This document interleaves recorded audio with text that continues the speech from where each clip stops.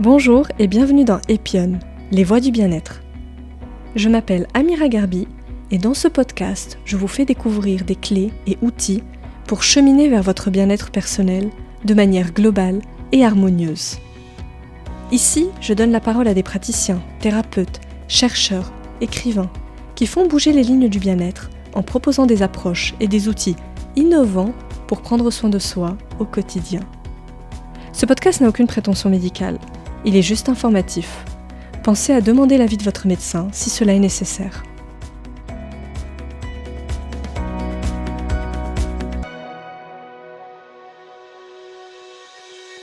Dans cet épisode, je suis ravie de recevoir Bérengère Philippon, autrice de plusieurs ouvrages à succès consacrés à la santé, à la cuisine et au bien-être nutritionnel, dont notamment « Je réussis ma détox sucre ». Ensemble, nous explorons l'impact de l'alimentation sur notre humeur, notre énergie et notre bien-être au quotidien. Bérengère nous explique comment trouver les motivations profondes qui permettent de transformer durablement ses habitudes alimentaires et d'adopter des changements bénéfiques pour sa santé, sans frustration ni privation. Nous revenons également sur son propre parcours à elle et sur les évolutions qui l'ont conduite à adopter une alimentation dite à indice glycémique bas. Enfin, on parle de la ménopause, cette étape charnière dans la vie de nombreuses femmes.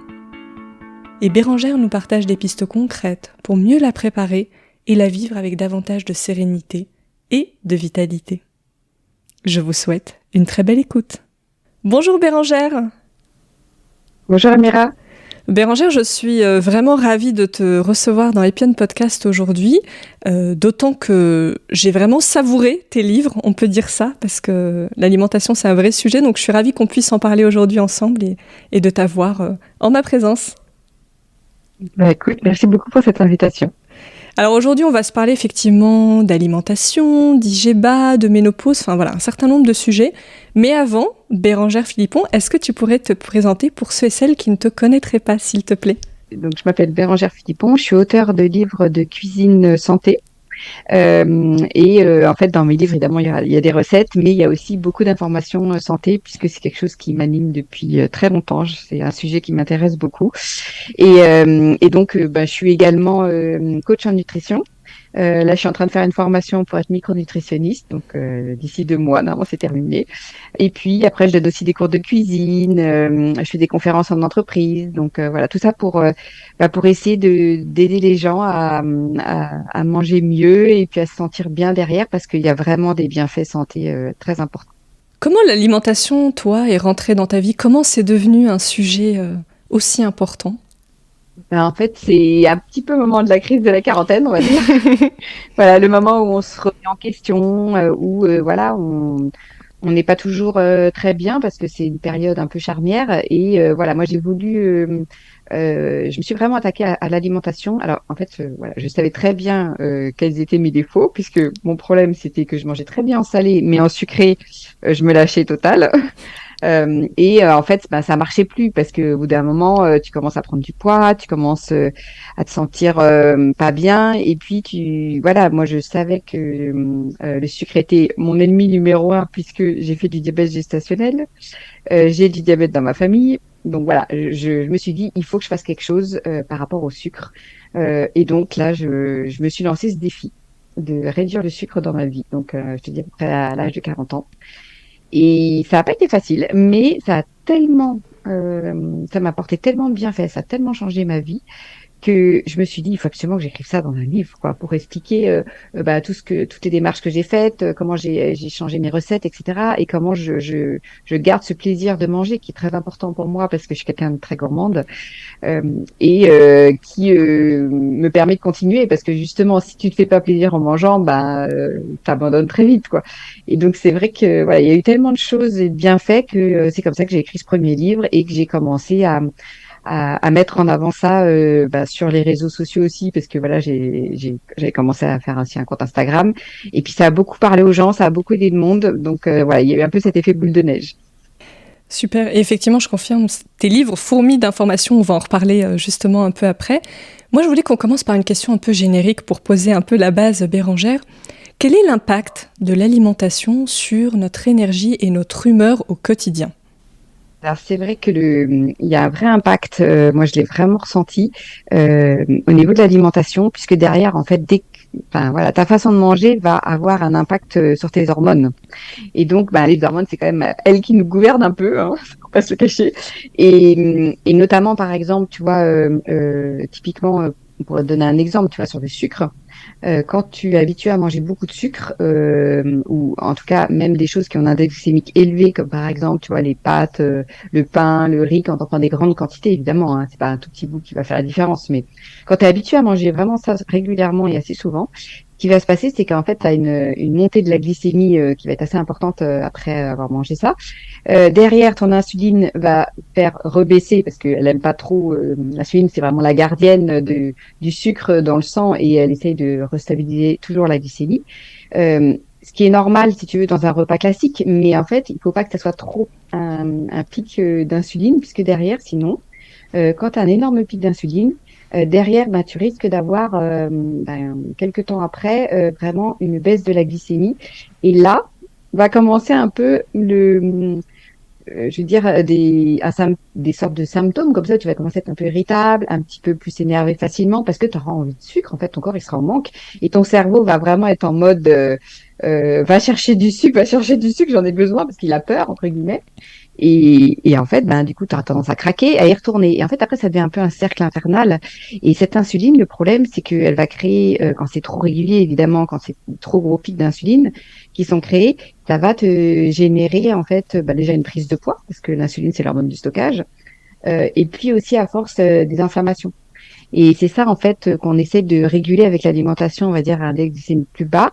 Ça veut pas dire qu'on mange plus de sucre ni de pâtes et pain, hein, mais ça veut dire qu'on va faire attention à pas en prendre trop, à rajouter aussi pas mal de choses qui vont permettre de réduire cet index glycémique de ton repas pour après avoir une glycémie qui monte un petit peu, mais pas énormément. Et tu auras en fait une stabilité un peu plus importante et en tout cas des montées de glycémie qui vont être plus légères.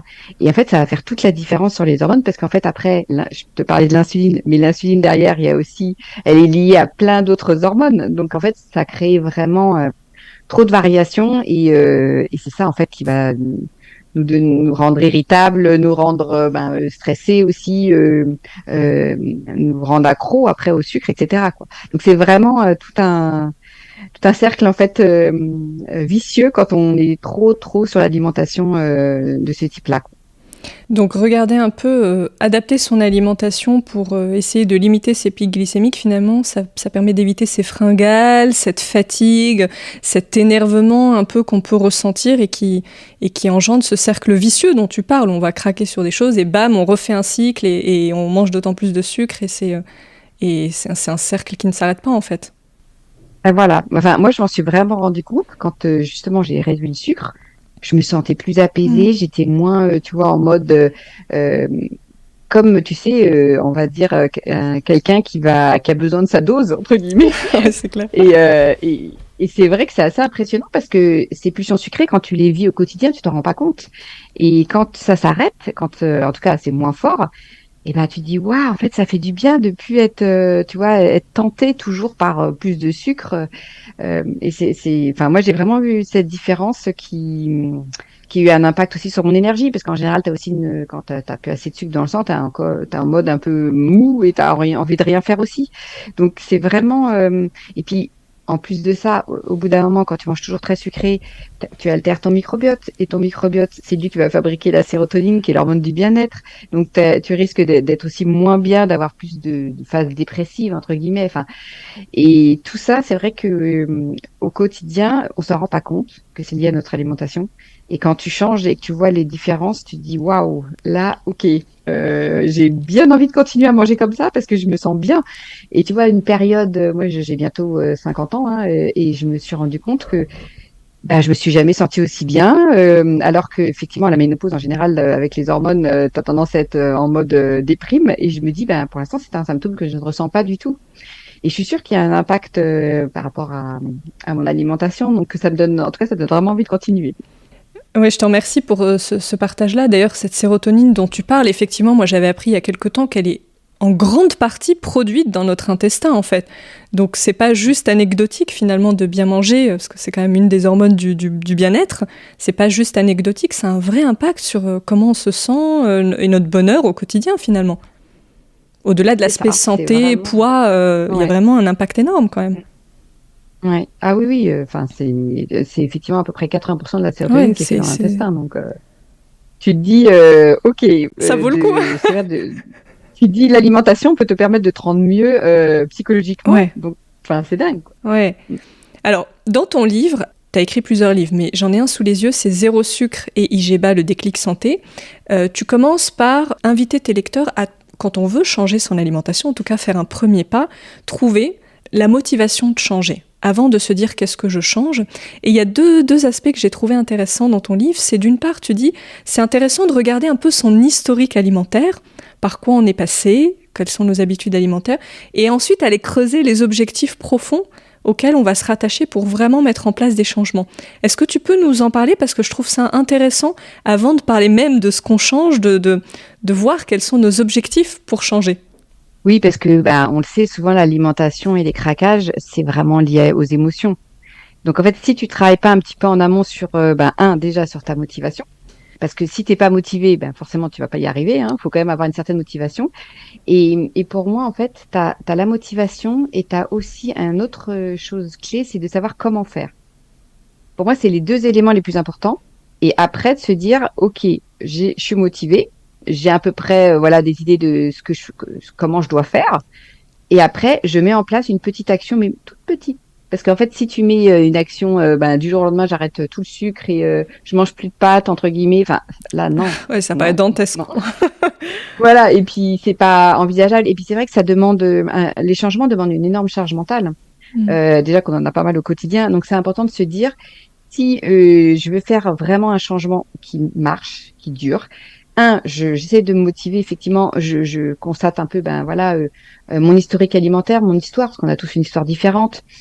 Comprendre pourquoi tu craques, essayer de trouver des choses. Moi, j'explique pas mal justement pour booster la motivation dans ce livre. Qu'est-ce qu'on peut, on va dire, essayer de trouver, quelles ressources en soi on peut essayer de trouver pour avoir un plaisir qui va pas être automatiquement alimentaire, parce qu'en fait souvent on va vers l'alimentation parce que c'est rapide, hop, un petit peu un gâteau, tu te sens mieux direct, tu vois, c'est le circuit de la récompense avec la fameuse dopamine qui te motive. Et c'est vrai que si tu te dis je vais essayer de trouver autre chose qui va me faire plaisir, mais sans passer par la nourriture, alors, peut-être ça va demander un peu plus d'efforts, mais ça dépend. Trouver ses envies à soi, parce qu'on est toutes différentes, et ça peut aider justement à ne pas craquer. Et je pense que cette motivation, c'est pour ça qu'elle est différente d'une personne à l'autre. Tu vois, on n'a pas les mêmes objectifs, on n'a pas les mêmes envies pour essayer de mettre des choses en place. Et tu vois, moi, je sais que un exemple bête, mais tu vois, par exemple, quand tu as un petit coup de déprime et que tu as envie d'aller vers le placard à gâteaux, tu te dis, moi à ce moment-là, j'avais un petit truc qui me faisait du bien, c'est que je mettais une musique.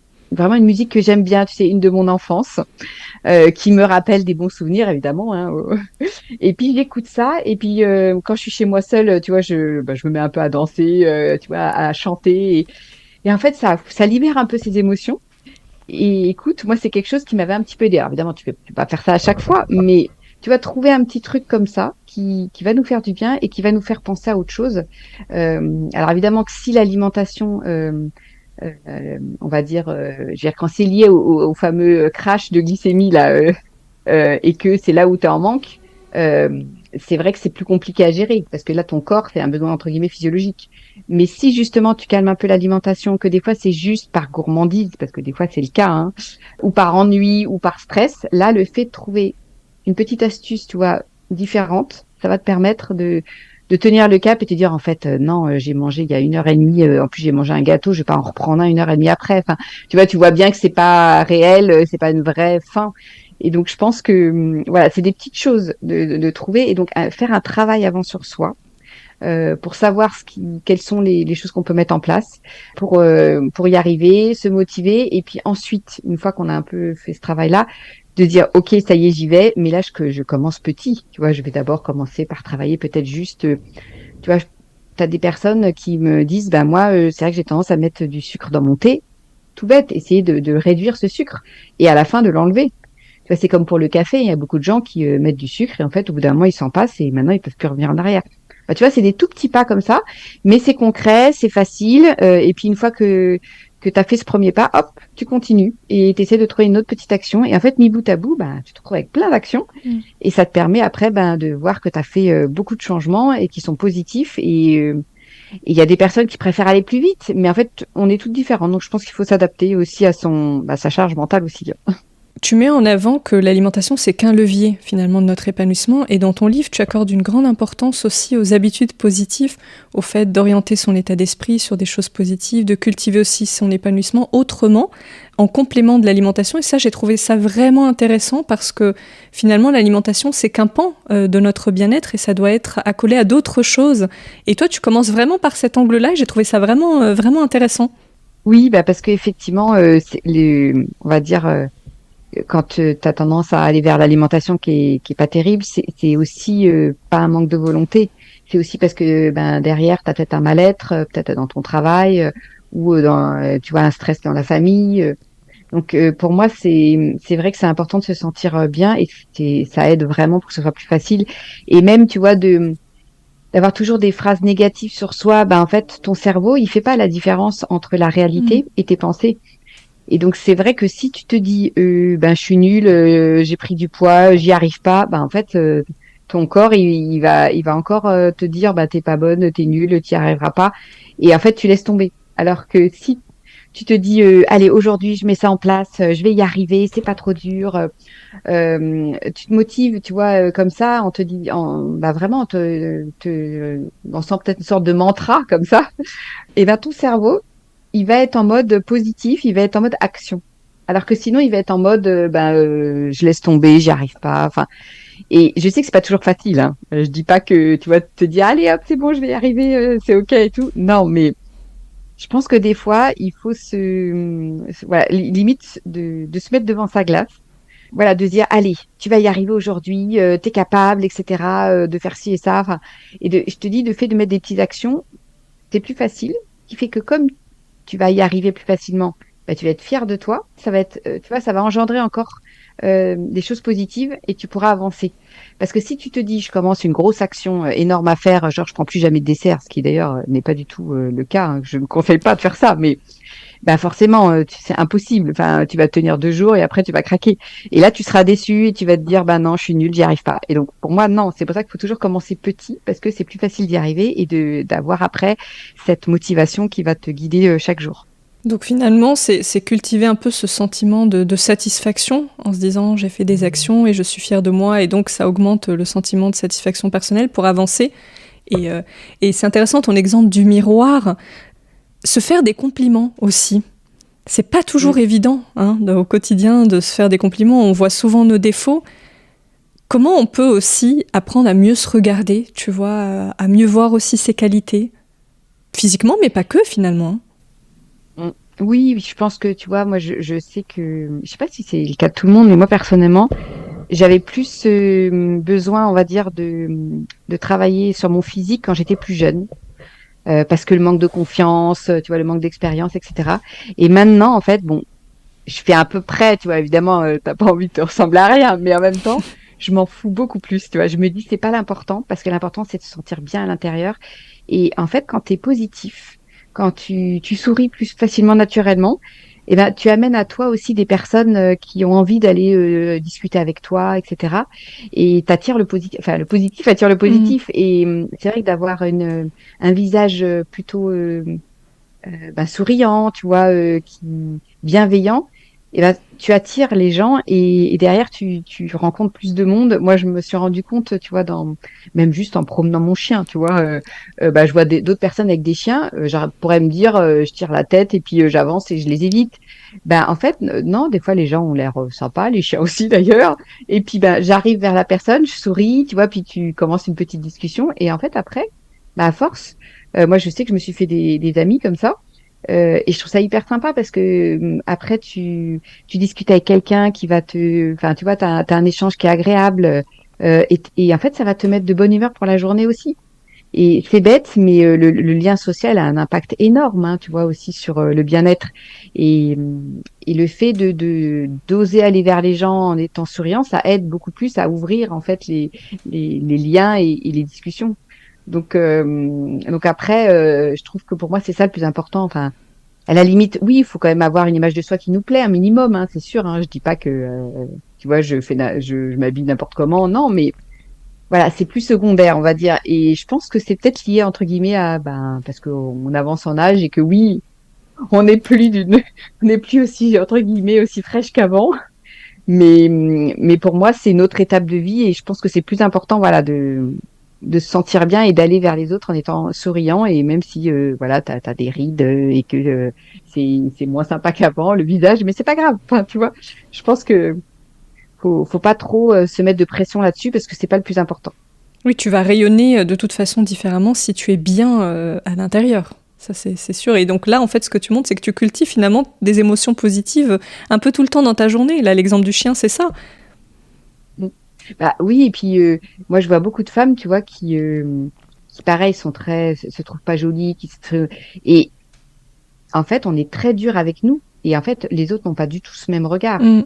Moi des fois j'ai une personne que je suivais en coaching, elle était dans un état vraiment pas bien, oui je me supporte plus dans la glace et j'étais étonnée parce que moi je la trouvais plutôt bien, enfin tu vois pas, elle était là, je suis moche, je dis bah franchement j'étais choquée, je me dis mais moi je le pense pas du tout, enfin tu vois c'était vraiment réel, c'était sincère.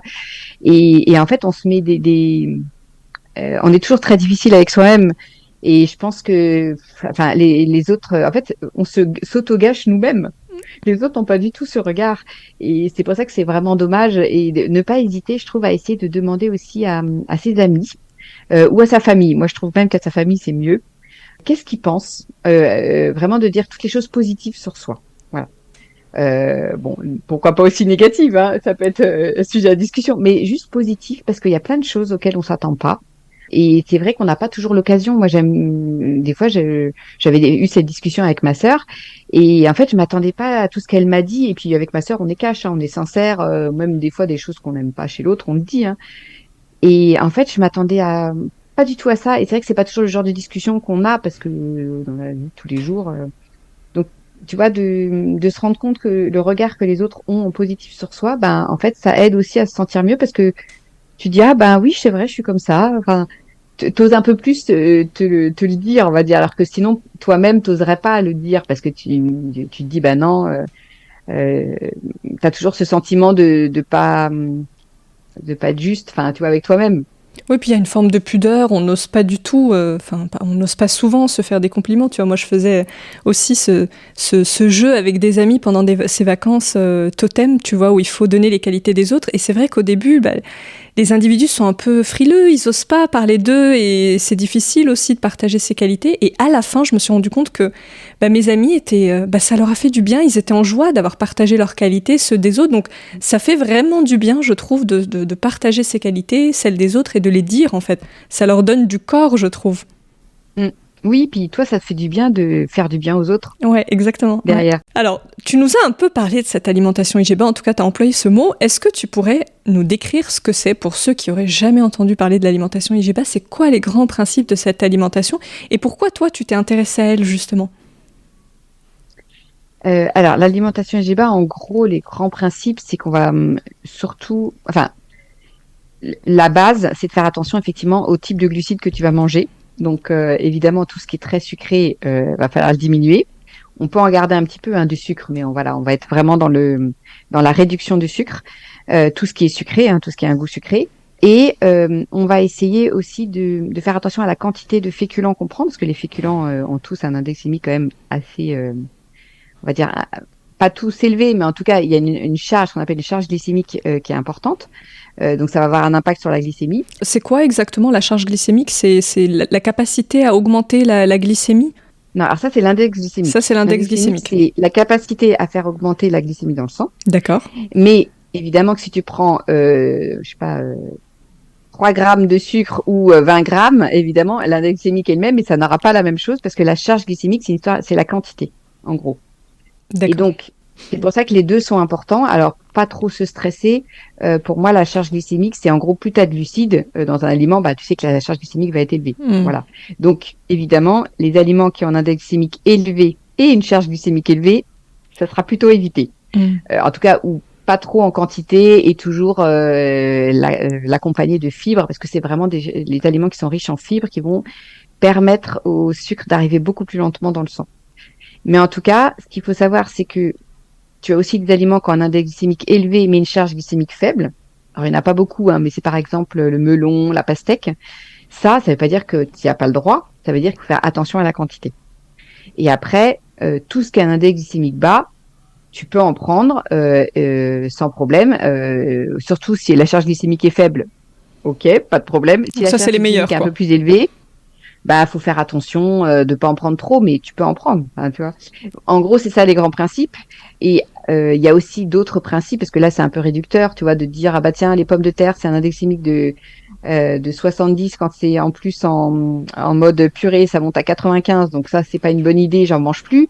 Pas automatiquement, faut quand même regarder. Tu te dis ah oui, mais quand je fais refroidir la pomme de terre par exemple, alors sauf quand elle est entière, hein, l'index glycémique va être réduit. Et puis si je l'accompagne de genre de double de légumes, que j'ai aussi par exemple un peu de poisson avec, bah là tu vas réduire la charge glycémique et l'index glycémique de ton assiette.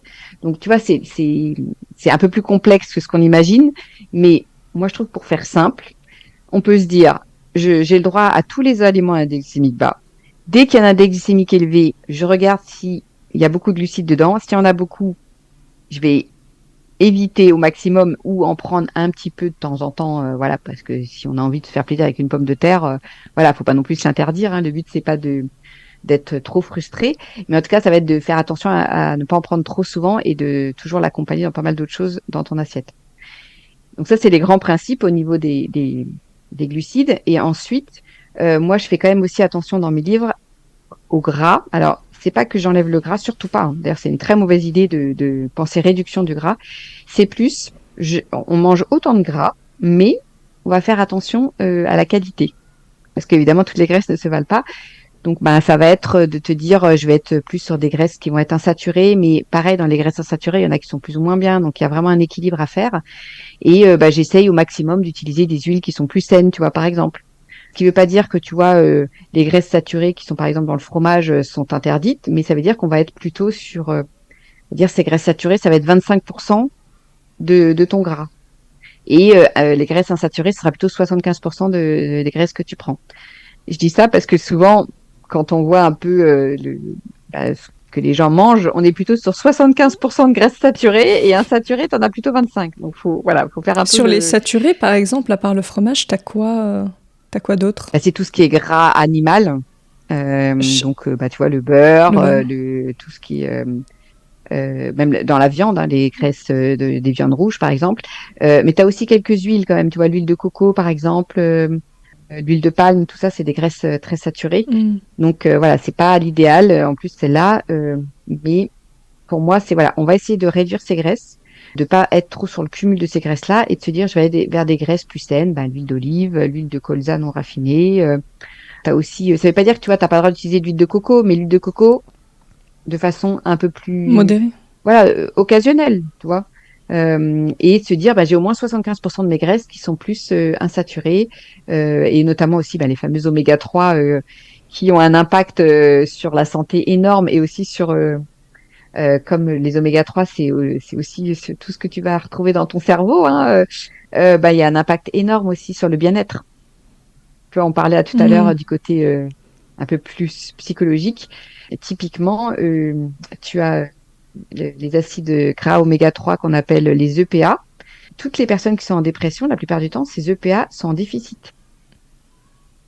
Donc, c'est bête, hein, mais de reprendre, tu vois, un peu plus d'oméga 3 qu'on va retrouver, les fameux EPA, on les retrouve surtout dans les petits poissons gras.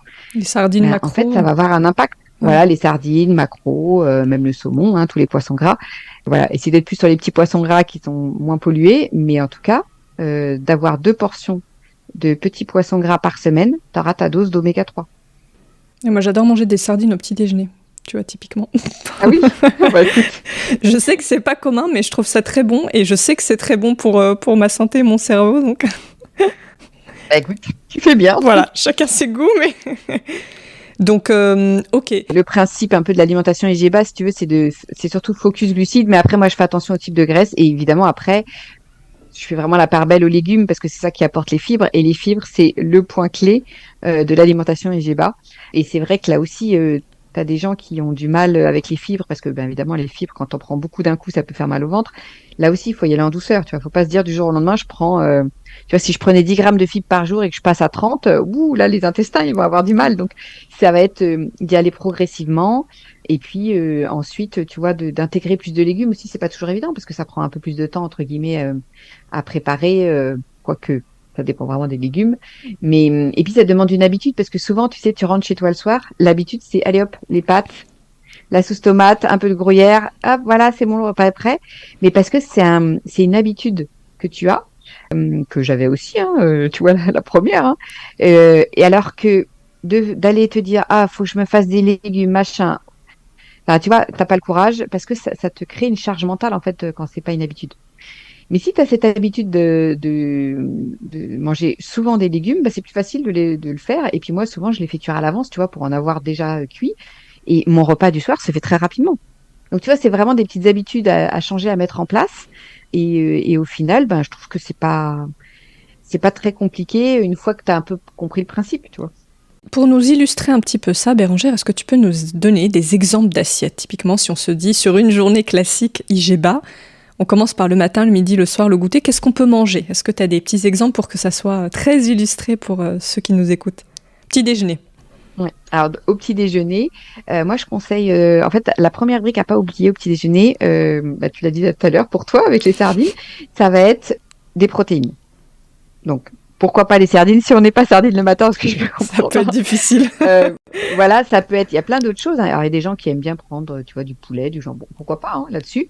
Si c'est compliqué, on peut aller sur des œufs. Je trouve que l'œuf, c'est quand même plus, et moins fort en goût.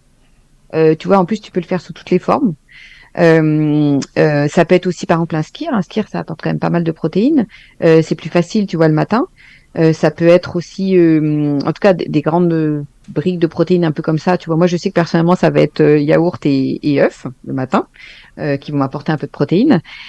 Ensuite, la deuxième brique, ça va être de mettre des fibres. Donc moi personnellement, bah, je vais mettre, tu vois, un fruit, mais ça peut être même un légume hein, si on est sur du salé. Mais ça peut être aussi, tu vois, un pudding de chia. Les graines de chia, là, c'est vrai que quand tu les réhydrates, ça te fait une sorte de petit pudding. C'est très très riche en fibres. Bah, ça peut être ça que tu mélanges à ton skyr, voilà, par exemple.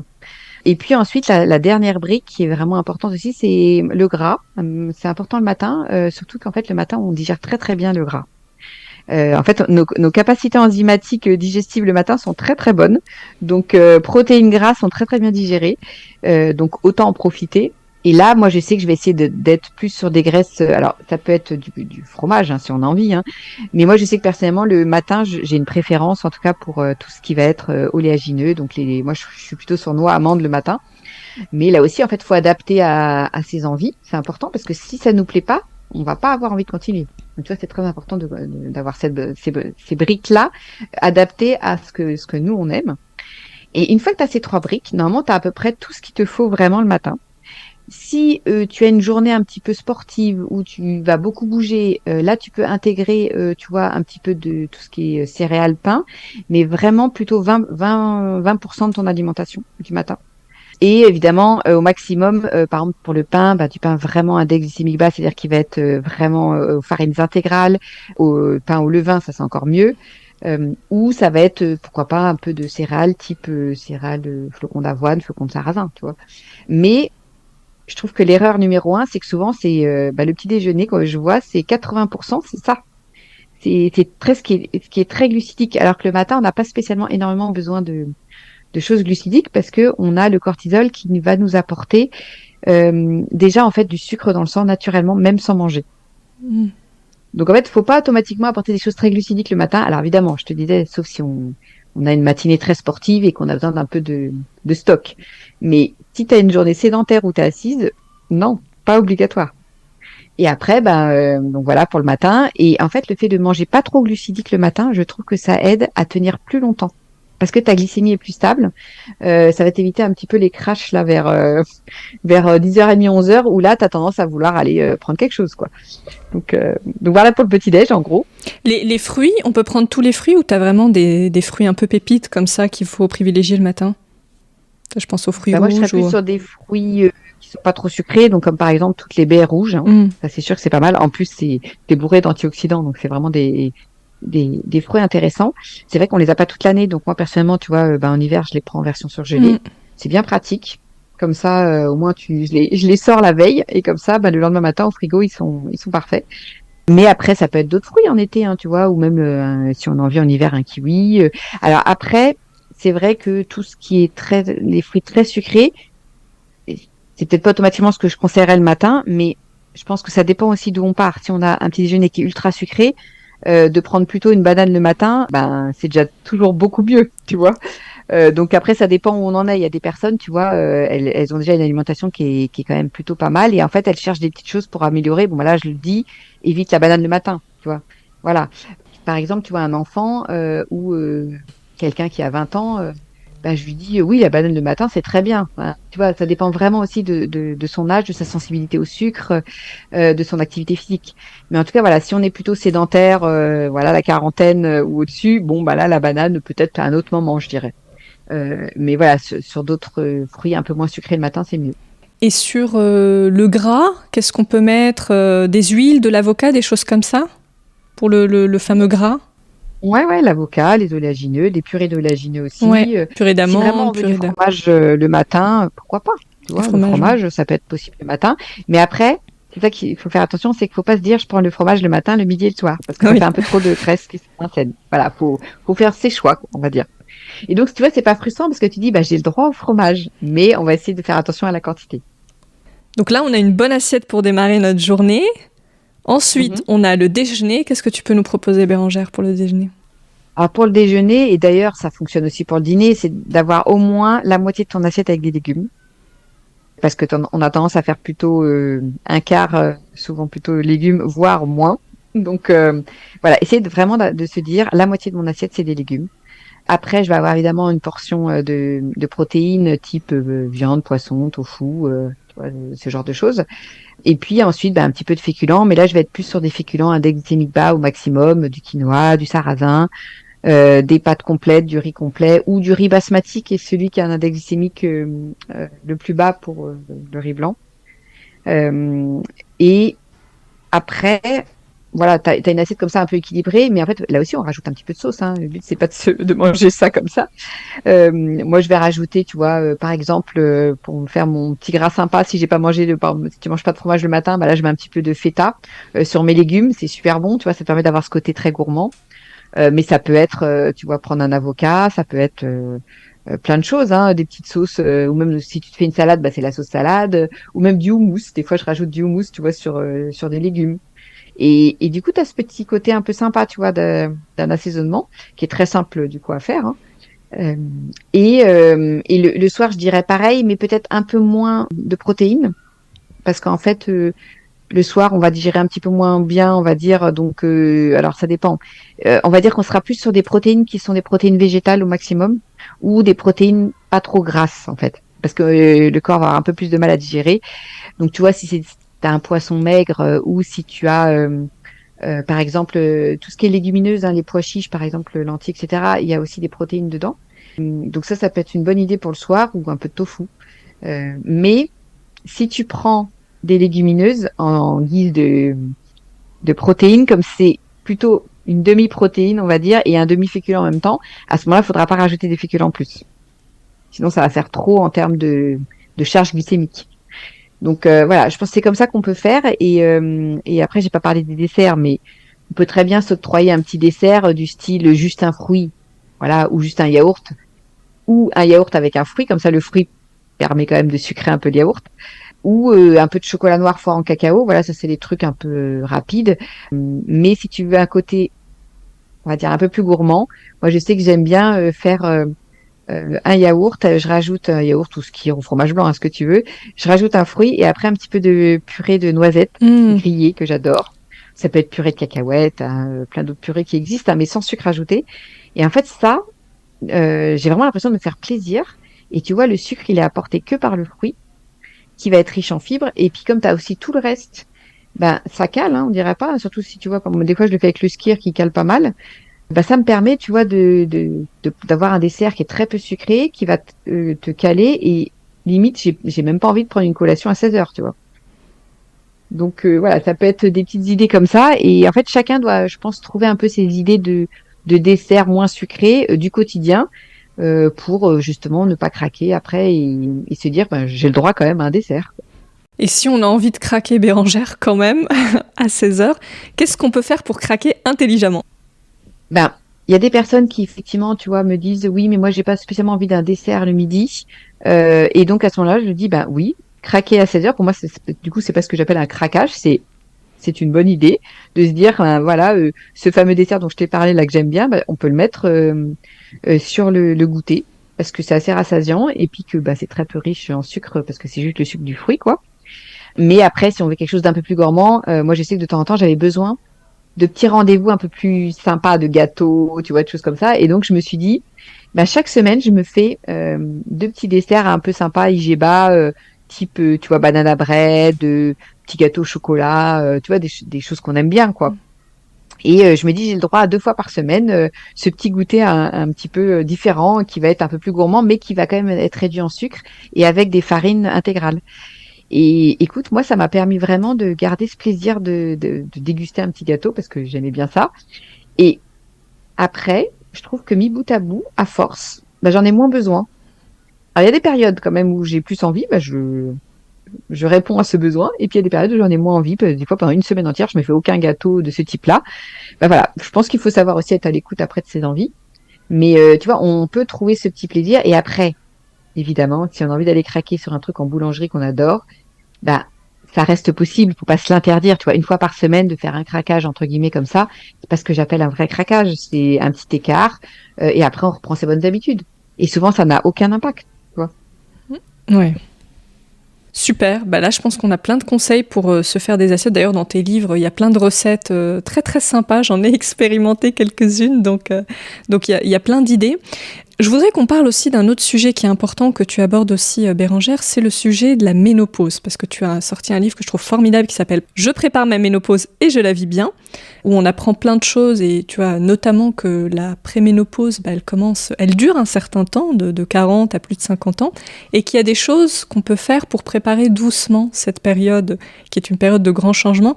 Et j'aimerais que tu nous en parles un peu, notamment à quoi on peut s'attendre en termes de changements, et comment l'alimentation peut nous aider à traverser plus sereinement cette période-là, qui est une période que toutes les femmes vivent dans leur vie, donc loin d'être anecdotique quand même. Oui, ah oui, ça c'est sûr qu'on n'a pas le choix. On va On n'a devoir pas y le passer. choix. Et je trouve que c'est important que tu vois, ça soit pas tabou. C'est pour ça que j'ai voulu écrire ce livre parce que j'ai beaucoup de personnes dans mon entourage qui veulent même pas en entendre parler, qui ont en plus mon âge. Hein, tu vois, moi j'ai bientôt 49 et je me rends compte que, bah, en fait, il y en a, c'est tabou. Non, je veux pas en parler parce qu'elles le rejettent. Et en fait, je trouve que ça va être d'autant plus difficile parce que quand ça va arriver, parce que forcément ça va arriver, et ben, tu vas te prendre ça en pleine figure et ça va être encore plus douloureux entre guillemets. Et donc, quand on se prépare, alors c'est vrai que ça peut faire un peu peur hein, quand tu vois tous les symptômes qui sont possibles. Tu dis, ouh là là, si il y a tout ça qui m'arrive dessus, ça va être horrible. J'ai aussi ressenti cette peur, hein. Mais en même temps, je me suis dit justement, j'ai envie d'être active. Je sais que, tu vois, il y a justement, c'est lié à nos hormones, hein, évidemment, les hormones de la progestérone et les oestrogènes qui baissent, forcément, ça a un impact sur toutes les autres hormones, parce que, on le disait tout à l'heure, toutes nos hormones sont liées. Et donc, justement, ça, on n'a pas le choix, ça va baisser, c'est comme ça. Donc, après, il y a des hors traitement hormonal, évidemment. Mais en tout cas, voilà, ça va baisser. Et donc, ben, pour éviter qu'il y ait trop d'impact sur les autres hormones, on peut travailler sur les autres hormones qui sont encore là. Et je pense que c'est ça le plus important, c'est de se dire, voilà, on peut faire quelque chose. Et évidemment que ça va pas se faire en 5 minutes. C'est pour ça que je trouve que c'est important de se préparer à l'avance. Alors, il est jamais trop tard, hein, à 60 ans, s'il y a encore des soucis, on peut améliorer les choses. Mais en tout cas, moi, je sais que je pense que dès 40 ans, de commencer à s'informer un petit peu, comme ça au moins on sait c'est pas encore tout de suite. Et surtout que moi je me suis rendu compte qu'en fait, tu vois, c'était vers l'âge de 45 ans que je me suis vraiment intéressée. Je me suis rendu compte en fait j'avais déjà plein de petites choses que je mettais pas du tout sur le compte de la ménopause qui me sont arrivées. C'était pas grand-chose, hein, tu vois, c'était genre, je me mettais à avoir des fois des poils au menton, sans aucune raison. Je dis pourquoi d'un coup j'ai des poils qui poussent là au menton. Alors c'était pas très souvent, mais si tu veux, je me dis mince, bon, c'est facile, tu les enlèves avec une pince à épiler, et voilà, t'en parles plus. Mais tu vois, ça, c'est un peu tabou, tu vois, t'oses pas trop en parler. Et pareil, je commençais à avoir le sommeil un peu moins bien. Enfin, tu vois, j'avais plusieurs petits trucs comme ça, mais j'avais pas. Puis la prise de poids, ça par contre, je l'ai vu, qui avait tendance à s'installer. Et je me suis dit, j'ai pas une seule fois pensé à la ménopause parce que j'avais que 43, 40, 40, 44 ans, tu vois. Et en fait, après, ben, quand je me suis renseignée, je dis, mais en fait, c'était le début du déclin hormonal. Il commence parce que c'est pas du jour au lendemain, ça descend, tu vois. Il y a vraiment une phase où ça descend tout doucement. Et puis après, évidemment, quand tu arrives plus proche de la ménopause, ça baisse un peu plus. Mais c'est vrai qu'il y a des premiers symptômes déjà comme ça qui vont se sentir. Et puis, ben voilà, moi, c'est surtout vers 45, 46 que j'ai vu un peu plus de choses. Et puis à 47, j'ai commencé à avoir les bouffées de chaleur sont commencé à arriver. Très light, hein, donc je me plains pas. C'est pas trop difficile, mais je suis sûre que si j'avais pas changé les choses, j'aurais beaucoup plus de symptômes, que mes bouffées de chaleur, elles seraient beaucoup plus fortes. Parce que tu vois, rien que quand je suis stressée et les quelques fois où tu vois, j'ai des invitations où je mange un peu plus sucré, j'ai beaucoup plus de bouffées de chaleur sur la journée. Et je me dis, ah ouais. Donc en fait, il y a un impact énorme sur ce que tu manges, sur ton ressenti, sur ton stress.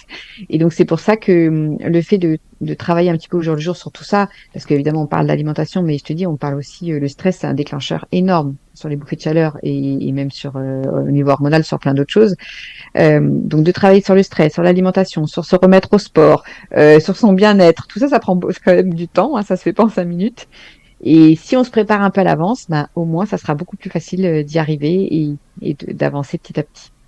Oui, et puis d'ailleurs, le stress, c'est vrai qu'en lisant ton livre, tu expliques qu'effectivement, cette baisse des hormones, et notamment des oestrogènes, elle s'accompagne d'une augmentation de cortisol, qui va engendrer plus de stress et donc plus d'irritabilité potentiellement. Et c'est vrai que c'est intéressant aussi de l'avoir en tête pour se dire, ok, c'est pas juste je suis fatiguée ou en ce moment je suis nerveuse ou anxieuse, c'est aussi un changement hormonal Oui. et souvent on dit aux femmes non mais là tu travailles trop, t'es stressée, t'es machin et on associe ça à des humeurs passagères là où en fait il y a un vrai aussi fondement hormonal derrière.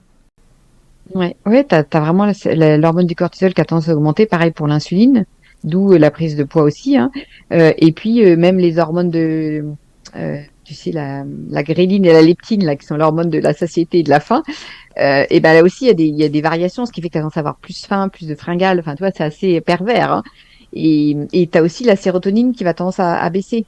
Donc, du coup, il faut te dire que tu peux travailler sur un peu toutes ces hormones-là dont on vient de parler, de par ton alimentation, mais aussi de par ton bien-être, le fait de faire des choses qui te font plaisir, le fait de réduire le stress tu vois, peut-être en faisant un petit peu de cohérence cardiaque ou allant se balader dans la nature, par exemple, tu vois. En fait, ça a une importance qui est capitale à cette période-là parce que justement, ton corps, il est moins armé au niveau hormonal pour gérer, en fait, le stress et aussi après l'insuline. Mais c'est pour ça que, en fait, on peut agir. Et moi, je trouvais ça bien de me dire, chouette, parce que être passive et te prendre tout dans la figure, je trouve que c'est pas facile. Et de te dire que tu peux faire quelque chose, je me dis, ah, ben, je vais essayer parce que si ça marche, ben, moi, ça sera plus facile pour moi. Et oui, tu vois, moi, personnellement, j'ai quand même des petits symptômes, mais franchement, je me dis, c'est pas du tout invalidant, c'est pas cata, il y a le côté déprime, c'est un truc que je ressens pas du tout. Donc, je me dis ça, c'est génial parce que j'ai beaucoup d'amis, malheureusement, elles ont un peu ce symptôme-là. Oui, voilà, j'ai des petites bouffées de chaleur de temps en temps, mais franchement, c'est pas handicapant. Et puis, de temps en temps, une petite douleur articulaire qui arrive comme ça, mais qui reste pas longtemps, tu vois. Donc, je sais que c'est lié à la ménopause, donc je m'inquiète pas, tu vois. Parce que c'est vrai que des fois, tu te dis, pourquoi d'un coup, je me suis mis à avoir mal à l'épaule, je peux plus lever mon épaule, qu'est-ce qui se passe? J'ai pas fait un sport particulier. Enfin, et ça peut être stressant, tu vois. Tu te dis, mince, j'ai un truc grave ou j'en sais rien. Et en fait, ben, 2 jours après, plus rien. Et en fait, c'était ben, une petite inflammation. C'est lié à l'inflammation en fait qui va se créer avec la baisse des oestrogènes. Bon, voilà, quand tu le sais, ben, tu te stresses moins aussi. En fait, c'est vraiment tu vois, le cercle vertueux de comprendre. Euh, et, et je trouve que pour moi, c'est vraiment l'essentiel et d'agir assez tôt. Ça t'évite, tu vois, tous les kilos que tu risques de prendre. Alors après, je dis pas que on va pas prendre de poids parce que c'est vrai qu'il y a aussi le problème, c'est que ben voilà, il y a l'insuline qui va tendance à nous faire prendre du poids, mais il y a aussi la fonte musculaire qui va être lié au fait que ben on est moins d'œstrogène, donc en fait ben le muscle il est plus difficile à faire et on a tendance à avoir moins de muscles. Et en fait, plus tu perds du muscle, plus enfin moins tu brûles d'énergie et de calories. Donc en fait, c'est pour ça qu'il faudra en manger encore moins. Donc c'est ton métabolisme de base en fait qui baisse. Et c'est pour ça que il y a aussi le travail sur ben, le renforcement musculaire pour éviter ça. Donc tu vois, toutes ces petites choses quand tu le sais, ben tu comprends mieux pourquoi tu dis bon bah ok la séance de sport j'ai pas envie mais je vais la faire. Donc et puis voilà, mettre en place des séances de sport régulières, c'est pas facile. Hein. Moi, il m'a fallu 4 ans, hein, parce qu'en plus c'est quelque chose que j'aime pas, tu vois, personnellement. Mais j'ai vu derrière l'intérêt aussi le bienfait par rapport au stress. Enfin, tu vois, tu as plein de bienfaits. Hein. Et en fait, une fois que c'est intégré dans une routine, c'est plus facile. Mais voilà, tout ça, ça se fait pas même en un an. Pour moi, ça se fait en plus d'années. Et donc, si on commence, plus on commence tôt, plus ça sera facile. Mais il est jamais trop tard quand même. Hein. Je préfère le dire parce qu'il y a des personnes qui disent, moi, c'est trop tard. Je dis, non, c'est pas trop tard. Oui, tout à fait. Et je pense aussi à tout aux os, tu vois, les risques d'ostéoporose typiquement qui peuvent. Est-ce que ça augmente, tu vois, à la ménopause ou avec l'âge? Est-ce qu'il faut renforcer aussi, prendre soin de ses os? Bah, en fait, c'est aussi parce que bon, on pense quoi à la ménopause, évidemment, tous ces petits soucis, mais comme tu dis, il y a aussi plein de risques derrière. Donc aussi, tu as plus de risques de maladies cardiovasculaires une fois que tu es en ménopause. Alors surtout peut-être pas dès le début, mais plutôt à partir de 65 ans, les femmes ont rattrapé le risque de maladies cardiovasculaires. Tu sais, on est normalement protégé un peu par nos oestrogènes. Enfin, et ben en fait après, on devient aussi, enfin autant à risque que les hommes à partir de 65 ans, tu vois. Après, tu as effectivement les risques d'ostéoporose, les risques de diabète qui sont plus importants. Enfin, et c'est vrai que là, si j'en parle, parce que c'est très important de se dire, je fais aussi tout ça pour ma santé, pas que pour mes kilos ou pour, tu vois, enlever des symptômes. Et l'ostéoporose, typiquement, c'est vraiment quelque chose qu'on peut, via l'alimentation, vraiment améliorer, parce que les os, ils se fragilisent un peu avec le temps, c'est comme ça. Mais on peut pas inverser, mais ralentir nettement, tu vois ça. Et je pense que, tu vois, de manger suffisamment de protéines, de faire aussi des sports, certains sports aussi un peu avec léger impact, vont renforcer les os. De pas trop manger acidifiant, parce qu'en fait, si tu manges trop acidifiant, en fait, tu vas aller prendre le calcium dans tes os, ton corps il va aller chercher le calcium dans tes os, et donc bah du coup, tu auras tendance à plus d'ostéoporose. Enfin, tu vois, il y a plein de choses à faire pour l'ostéoporose. Et c'est vrai que si tu fais attention via l'alimentation, via le sport, bah tout de suite, ça aura un impact sur là-dessus. Donc c'est pour ça que oui, l'âge fait que ben oui, il y a plus de problèmes qui arrivent, mais on peut retarder les effets. Et on peut continuer, parce qu'effectivement, là, on parlait de la ménopause, mais il y a la périménopause et il y a tout ce qui vient après. Donc, en fait, c'est aussi une hygiène à maintenir dans le temps, finalement, pour être en bonne santé, comme tu le dis. Oui, qui serait valable à tout âge, hein, au final, hein, tu vois, de faire un peu de sport et de faire attention à l'alimentation. Alors évidemment, quand tu vas être plus t'avances en âge, plus le corps a du mal à gérer. Donc c'est là où tu le payes. Et d'un autre côté, moi je me dis quand même que d'habitude le corps, il dit rien, il encaisse. Et t'as un rabot mal mangé, tu vois qu'en général quand t'es jeune, ça passe très bien. Et du coup, si tu veux, t'as pas d'alerte. Mais au bout d'un moment, voilà, quand t'arrives justement à partir de 45 surtout, bah là ton corps il t'alerte. Tiens, de manger toujours des choses panées là, tu sais, frites, ben en fait ça me fait pas du bien. Et donc tu commences à avoir du mal à digérer. Et là ton corps en fait il te parle. Et je pense qu'il faut pas le négliger et être à son écoute parce que tu vois vraiment la différence quand tu manges mieux, quand tu digères mieux. Et je crois que c'est limite, je trouve quelque chose de positif dans le sens où ton corps il t'alerte et au moins tu sais que c'est plus facile de mettre des choses en place et quand tu vois que ça fonctionne, ben tu dis bah voilà, je suis à l'écoute de mon corps. Parce qu'avant, en fait, le corps, il se tait, il encaisse en silence. Et je trouve que ce qui est important aussi de dire, c'est que, tu l'as dit, il est jamais trop tard et on peut quand même voir des effets très rapides quand on change aussi son alimentation. Même quand on est voilà, dans un âge plus avancé. Moi, je l'ai vu de personnes autour de moi qui ont changé leur alimentation et elles ont plus de 65 ans, et ben elles voient les effets. Et donc je trouve que c'est important de se dire, en fait, c'est jamais trop tard pour avoir des effets sur sa santé. Tout à fait. On arrive au bout de notre échange passionnant, Bérengère. Je pense qu'on pourrait encore en parler longuement. Qu'est-ce que tu as envie qu'on retienne un petit peu pour clôturer cet échange ensemble ? Qu'est-ce que tu aimerais que les gens retiennent ? Moi, ce que je voudrais voilà, quand on vient d'écouter ce podcast, on peut avoir peur de dire, il y a trop de choses à faire. Je pense qu'au départ, souvent, les femmes, quand elles vont changer leur alimentation, c'est souvent pour une histoire de kilos. Et je pense qu'il faut se dire, au départ, ne pas chercher à penser kilos, mais penser santé et bien-être. Et du coup, c'est moins frustrant parce que tu dis, je fais ça vraiment pour ma santé. En fait, derrière, tu vas quand même perdre du poids, mais en fait, ça dépend aussi des femmes, de l'âge que tu as. Il y a certains blocages aussi, tu vois. Au départ, le corps, il peut mettre un petit peu de temps avant de commencer à être en mode déstockage. Et c'est vrai que je pense qu'il faut pas faire un focus poids, il faut faire un focus santé, bien-être, ressenti, et surtout d'avancer à petits pas. Parce que si tu vas trop vite, alors sauf si tu t'en sens capable et pourquoi pas, hein, mais c'est vrai que de vouloir aller trop vite, ça peut être stressant, frustrant, et en fait après, on abandonne. Donc pour moi, on y va tranquille, on se met pas la pression sur les kilos. D'abord, on se fait la pression sur j'ai des changements à faire, ce qui est déjà pas évident de faire les changements. Donc si en plus tu te dis je veux perdre du poids et faire plein de changements et machin, non, ça marchera pas. Voilà. Donc tranquille, on avance, on essaye de prendre soin de soi en douceur et surtout de pas se focaliser poids. Merci infiniment, Bérengère. Où est-ce qu'on peut te retrouver pour ceux qui aimeraient venir à toi, te contacter, retrouver tes livres ? Du coup, moi, on peut me retrouver sur Instagram. Sur Instagram, je m'appelle Zéro Sucre et IG bas, zéro du chiffre. Ou sinon en librairie, librairie, Fnac, Amazon, etc. Ou parce que j'ai écrit 6 livres. Mais en tout cas, voilà, les trois essentiels, on va dire que ça va être celui qui s'appelle J'ai réussi ma détox sucre, le déclic santé et si on approche de la ménopause, je prépare ma ménopause et je la vis bien.